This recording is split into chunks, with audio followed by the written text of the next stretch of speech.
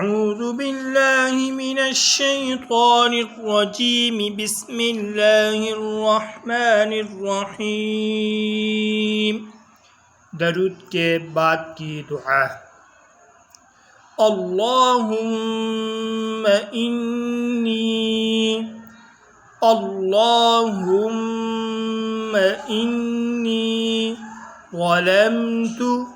ظلمت نفسي ظلما كثيرا ولا يغفر الذنوب إلا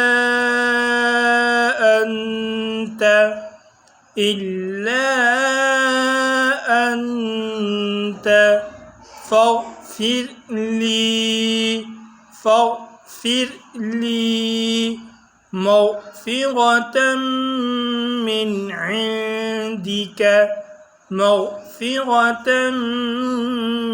عندك وارحمني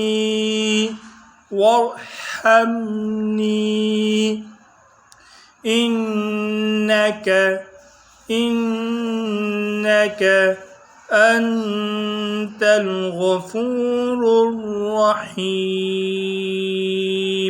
أنت الغفور الرحيم اللهم إني ظلمت نفسي ظلما كثيرا ولا يغفر الذنوب إلا أنت فاغفر لي مغفرة من عندك وارحمني إنك أنت الغفور الرحيم फिर दोनों तरफ अस्सलामु अलैकुम वरहमतुल्लाह अस्सलामु अलैकुम वरहमतुल्लाह सदक़ल्लाहुल अज़ीम।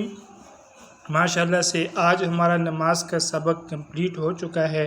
साथ ही इसकी बार बार मश्क करें और तजवीद के साथ पढ़ने की कोशिश करें ताकि हमारी नमाज दुरुस्त हो।